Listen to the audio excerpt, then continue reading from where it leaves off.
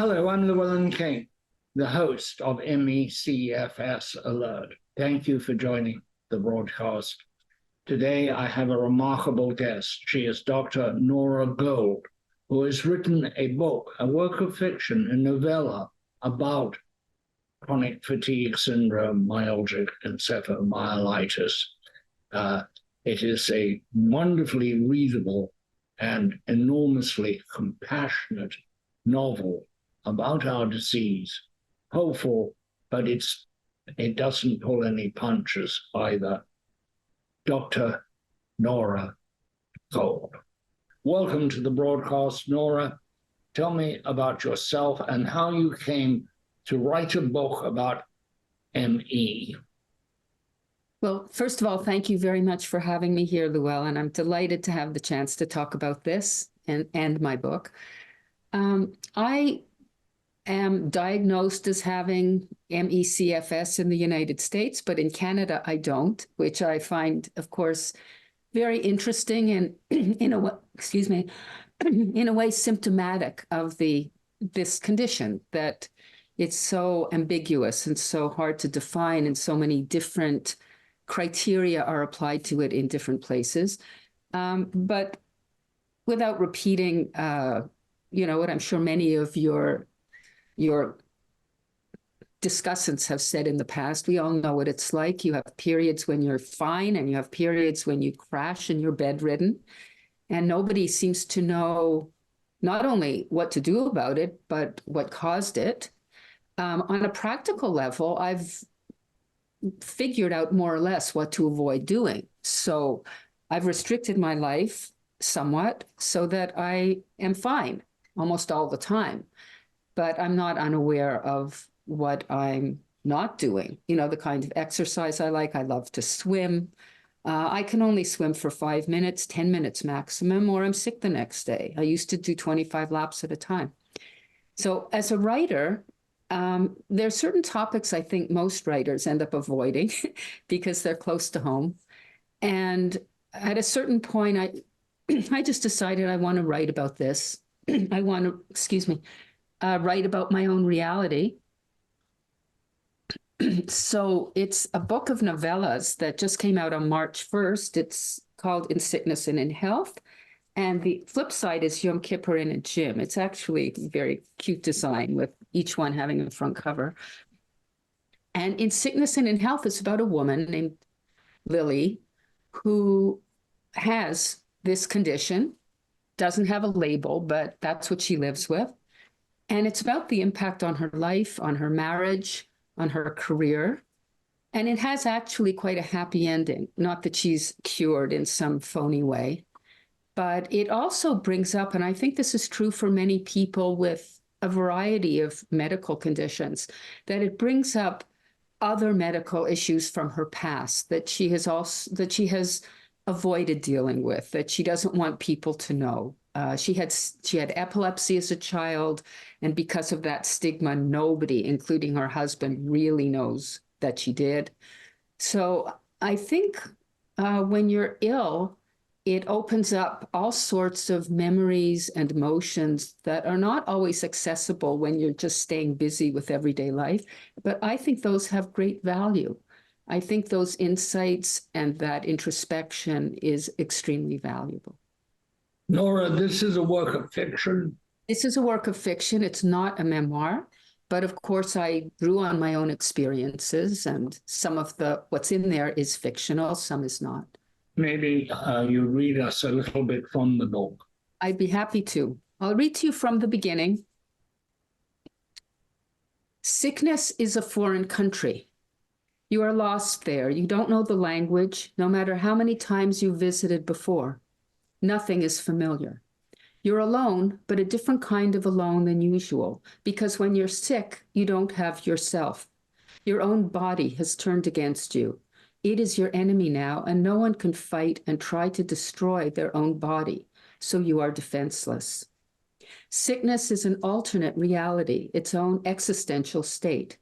In it, you are lost not only like a mapless, hapless tourist, but in the sense of someone cursed, doomed, and consigned to hell. There's no hope of salvation for you.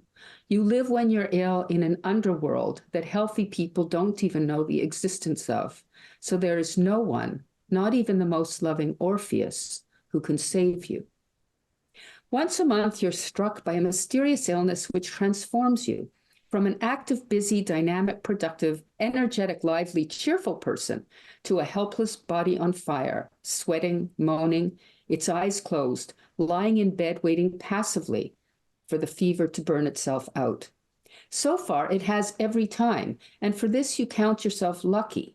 You've never died from this illness. You always recover. Though over the past 3 years, these episodes have extended longer and longer. Originally, they lasted only 2 or 3 days, then 4 or 5, then 6 or 7, and twice in the past 6 months, they have dragged on for 8 or 9 days. You worry now that eventually these attacks of illness will continue for 10, 12, 15 days, occupying half of each month. And after that, 2/3, 3/4, 4/5, and before you know it, you'll be a full-time invalid. Perry says not to think this way, to stop catastrophizing. Easy for him to say. He's not the one trapped in a burning body day after day. Be optimistic, be hopeful, he says, pointing out that so far this year, the episodes have averaged out to only 1 week per month. Only, he says. On the calendar magneted to the fridge, you violently blot out with a thick black marker all the days in that particular month that you have been sick, the lost dead days. Each of these 7 or 9 calendar squares, if they were a frame in one of your comic books or graphic novels, would be an illustration of absolute darkness in the dead of night. At other times, you're more philosophical. Maybe losing 1 week out of 4 isn't so terrible. It almost seems reasonable since you and Perry are in a 25% tax bracket. You're accustomed to paying the government 1/4 of everything you have, so why not be required to pay as well to some higher authority, fate, or some unknown God, 1/4 of your life? Very, very beautiful and very moving, and I think very apposite. My experience in interviewing many, many sufferers, patients, is that they go through very much those cycles, often closer. Some are bedridden for several years, some once a month, as you say. The other thing is you can't do anything because it will bring you down. The co-host of this program, Deborah Warrock, she has ME and has had it for many years. And if she does too much, like dinner out, or then she pays the price the next 2 days. Or if she comes on, say, a television broadcast, it can wipe her out for 2 days. So she has to plan, if she goes to visit friends, say, of staying with them for several days in case she's not well enough to travel the next day. And of course, productivity is gone, ambition is gone, and normal social contact. And you run into, in my view, you run into fatigue, the fatigue of kindness.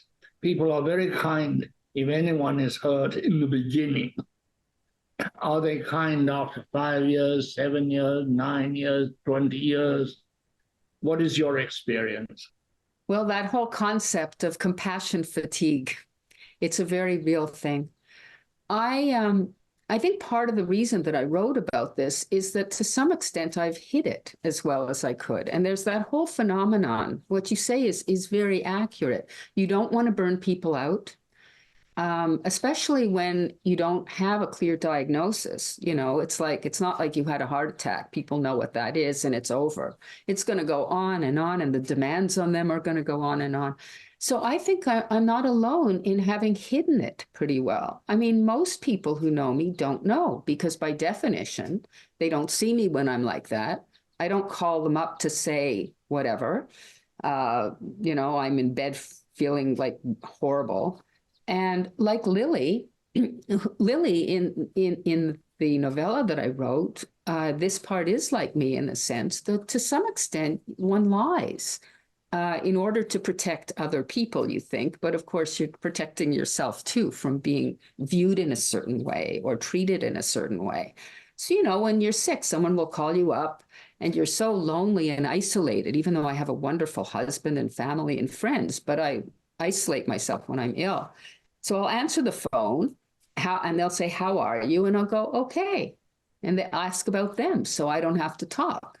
So in a sense, and I think that's part of what Lily goes through, is she lies about not only her chronic fatigue, but her epilepsy. And then she feels nobody really knows her and nobody really loves her because they don't know the truth. But of course, she's the one who's lied indirectly. She's created a false self.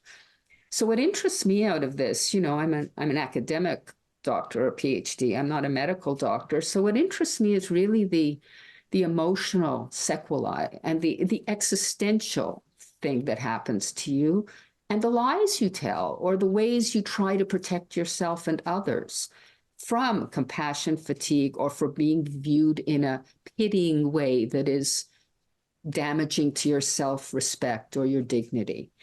And I think a lot of people with chronic illnesses of various kinds play these sorts of games, but I don't say that judgmentally. I say it with understanding because you really want to preserve your relationships with people almost at all costs.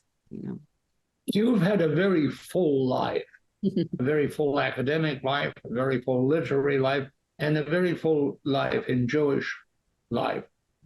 Maybe you would tell us about those, how it was before you became ill and how they've been affected by the illness. Well, I think looking back, I first became ill a long time ago. My son is now 35 and he was 4 years old when I had this first episode. And I remember talking on the phone to someone and saying, "I'm getting better." And I got off the phone and he said, "Mommy, you shouldn't tell lies. You always say you're getting better and you never do." Well, of course I did eventually, but from the perspective of a child. So I was in bed for basically 9 months in the middle of my academic career. That would be about 1994, I guess. And intermittent periods ever since, nothing quite as long as that, because I began to try to work around it. I just had this very typical experience today where since my book came out, I have a book interview that just came up for Thursday morning, and I had to cancel what I had for Thursday afternoon because I just can't do two things in one day. I can maybe do two if someone's really close to me and comes to my living room and I don't have to drive and park and travel.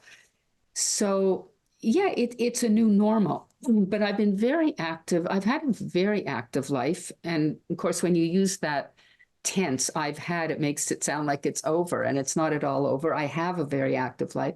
I also have done a ton of volunteer work. I have founded or co-founded 3 voluntary organizations in Canada, all focused on civil rights and social justice in Israel and trying to address the issues there as well as possible from a very progressive perspective, but a very Israel-loving perspective at the same time. And I know that Israel is so controversial all the time, but anyway, this is a real passion of mine.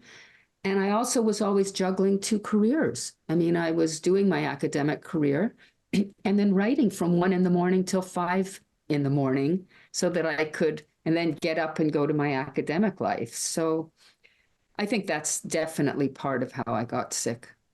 Tell me about your academic life. What was your subject? My subject is social work, and it's no coincidence, I'm sure, that the field that interested me was families with children with chronic illnesses and disabilities.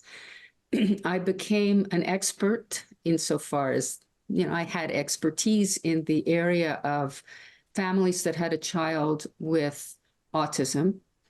And I consulted to various not-for-profit organizations, and I lectured on the top, and I helped to train people, and I taught about it. And then I hit a point where I moved my academic, I got a PhD and became an academic full time. And at a certain point, realized that I really couldn't integrate my creative writing with my academic career. You know, there are academics who basically just show up for their class for 3 hours a week, but I'm not like that. I'm a good citizen. I'd go to every committee meeting and I would, you know, and I just couldn't write anymore. I really wanted to do my writing, and I was doing it in the middle of the night. So I moved to a half-time career so that I could write half-time, but I still had to go to all these committees. You know, you get half pay, but you're still working 4/5 of the time. So I just resigned. I left my academic career in January 1st, 2000. And interestingly, you know, people who are in the ivory tower think it's the most important and perfect place in the world. Some of them, I mean, it has many wonderful characteristics, but many of them have a very distorted sense of it and think that there's nothing intelligent or interesting happening outside of the academe, which is unbelievable to me. But they were so shocked, you know, nobody gives up a tenured position. They were so shocked that rumors started that I was having some kind of an illness, either physical or mental. And that wasn't the reason. The reason was because I needed to write. And How many novels have you written? this is my fifth book. My first was a book of stories. My second book was a novel. Third book was a novel. The fourth book, which came out 4.5 months ago, was a book that I edited but didn't write. And it's a book called 18 Jewish Stories Translated from 18 Languages. And it's a book of translated works by marvelous, marvelous writers from around the world. And then the fifth book is these two novellas. And I have another novella coming out in about 1.5 years. So you were able to both handle your ME and to work throughout your career by hiding it or by somehow otherwise disguising it in order not to have the stigma and not to be pitied. Yeah. I mean, you're right that I had it, that I kept it. But for example, as a writer, when I'm not well, I'm not writing. So of course you lose time, as you said, when discussing your friend Deborah, you lose periods of time. And I used to, you know, when I'd be deeply immersed in a writing project, I would write 15 hours. I'd wake up in the night and I'd write. I just can't physically do that anymore. So my writing schedule is more contained, but it's still a source of joy for me. Do you have any particular personal therapy that helps you when you have an attack of ME? Some people get a lot of comfort from an animal. One woman found that immersing herself in a cold lake helped. Various, probably not as silly as it sounds, probably dealt with inflammation or something like that. Everybody has their own little way of surviving. Do you have any particular personal thing you do to stave off the worst of the depression and the isolation and the loneliness? It's a wonderful question. I haven't found anything yet, but I find it very helpful to identify certain clues. They're not exactly triggers, but there are certain things that I say or do when I'm getting sick that I don't say or do any other time. I get very angry over ridiculous little things, and normally I'm quite even-tempered, and my husband I'll yell at him for some nothing thing, you know, where are the forks, you know, he'll say, I think you're getting sick, and I'll say, no, I'm not. And then I am, you know, or I'll just start crying, my life is terrible, and I'm not someone who's depressed in other, you know, normal circumstances. So, you know, having him say, I think, even though it usually makes me angry, but, you know, I think you're getting sick. By now, I can always say, like, oh, my life, what's the point of living? I'm going, I think I'm getting sick. And then the next morning, I can't sit up in bed. So that's helpful just psychologically to understand this depression is part of this. This will pass when this passes. That's very important. Do you recall the onset? Well, I remember those 9 months coming after a miscarriage. Now, it's hard to believe that a miscarriage could do that, but it's certainly not impossible. Um, and I've had various sort of flu-like symptoms on and off, which, you know, they didn't match flu, but I was just didn't feel well for a while. It's hard for me to say that this was triggered by a miscarriage. A part of me finds that hard to fathom, but no, it's not really clear enough to me what this was. I do hope, I mean, people seem a little more understanding about it now because of long COVID. And actually, coincidentally, I saw my doctor last week and she's a specialist in POTS, and I don't have POTS. She has said I don't. But she looked at me and said, look, we don't know what this is. This is one of these ambiguous things. We hope we'll at some point understand it better. But she did say that she just learned about huge pots, speaking of pots, huge pots of money being put into long COVID. And she was very annoyed that, how come now it matters and it didn't matter before? The funding for research into ME/CFS was never important enough. And now with long COVID, because it's affected so much of the population and it has so many similarities. I mean, it's not the same, but it has so much overlap. So she said perhaps that will be helpful at some point. Well, that's what a lot of people thought. And also, a great many people were angry. Many were angry beforehand. They were angry in the United States because the Institutes of Health spend so little and 1 year used the money for something else, and how it was treated as a women's disease. Absolutely. And therefore was dismissed as some kind of general hysteria that women got. Well, I've actually, in my observation, thought it was in some ways harder on men because of the expectation of men of themselves. That I saw one of your programs with a man talking about that, and it was very moving, actually. It's very touching. It's very difficult. We don't know. We may get a solution. I found it, watching the various ups and downs, very discouraging. People go on being sick. Other people think because there's now money that somehow the cure and money are axiomatically connected, not necessarily so, as with many inventions, and a cure is an invention. My own and totally personal and non-scientific feeling is that the future may be with artificial intelligence, because of the ability to analyze so many cases, so much data, find such threads as they are, and also to bring together these various things that have helped different people, what I think of as mini therapies, personal therapies. With AI, we may be able to bring all of this together and point to a solution, because as you know, there are people looking at the brain, there are people looking at the stomach, they're looking at the nervous system, they know it's something to do with the immune system, but a definitive answer there isn't. Nora, you're a remarkable woman, and it's been exciting and wonderful to have you as our guest on ME/CFS Alert. I hope you will come back. Well, thank you so much for having me, Llewellyn. I've really enjoyed this conversation and the opportunity to talk about this. And I wrote my book in order to help other people exactly with the issues that you've been mentioning about. It's called, let's repeat the name here.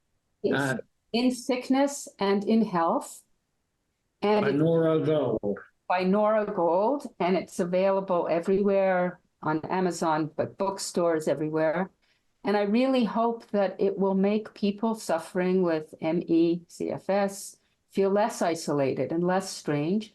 And even not just for them, I would like the society at large. I would like the average reader to have an increased understanding of what it's like, and to take it seriously and to be helpful to people whom they know who have this.